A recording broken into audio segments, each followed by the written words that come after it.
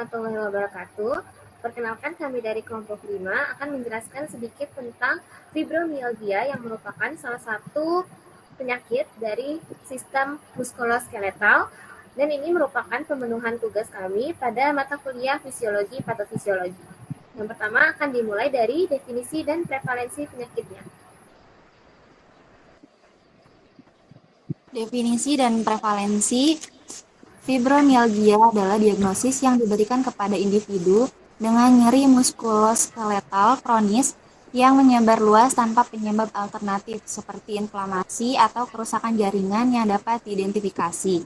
Kondisi ini sekarang diyakini sebagai gangguan pemrosesan nyeri sentral yang menghasilkan respon berlebih terhadap rangsangan nyeri atau disebut dengan hiperalgesia, dan respon nyeri terhadap rangsangan yang biasanya tidak nyeri atau allodynia. Fibromialgia lebih sering terjadi pada wanita dibandingkan dengan pria. Meskipun perbedaan ini lebih nyata pada pasien di fasilitas kesehatan tersier dibanding populasi umum. Etiologi dan faktor risiko penyakitnya merupakan hal genetik. Fibromialgia memiliki komponen familial yang kuat. Saudara kandung derajat pertama dari penderita fibromialgia memiliki risiko 8 kali lipat lebih besar dibandingkan populasi umum. Gen-gen tertentu seperti pengatur serotonin, dopamin, serta enzim katekolomethyltransferase terkait dengan fibromialgia. Faktor pemicunya meliputi lingkungan dan trauma fisik seperti terutama di batang tubuh, infeksi seperti hepatitis C, Epstein-Barr, parvovirus, dan Lyme disease, serta stres secara emosional. Hanya 5-10% individu dengan pemicu ini yang kemudian akan mengembangkan nyeri menyebar menjadi kronis atau fibromialgia. Kemudian mekanisme patogenesis. Fibromialgia terkait dengan gangguan respon stres, abnormalitas aksis, hipotalamus hipofisis adrenal HPA, serta sistem saraf otonom. Ada proses penguatan sinyal nyeri di sistem saraf pusat, sehingga nyeri yang dirasakan menjadi berlebihan. Faktor stres yang tidak mengancam jiwa pun dapat memicu respon fisiologis yang berlebihan dan merugikan.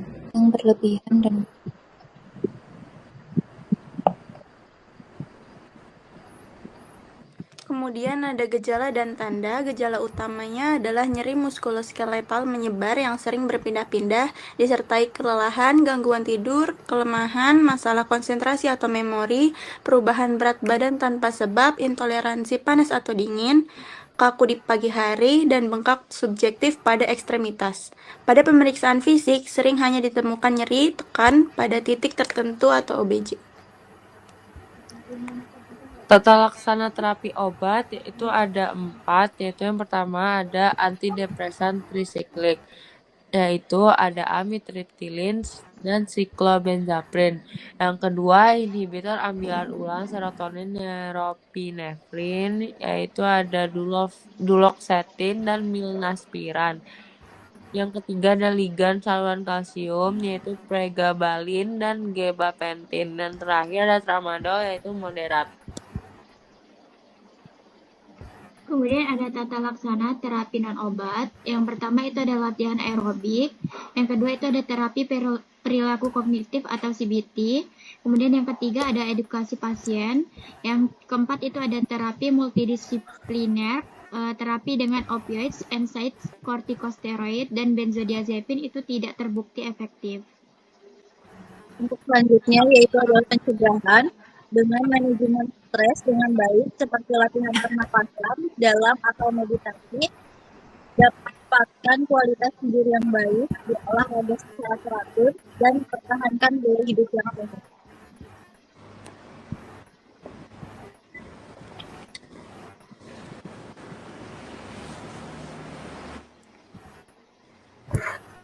Sekian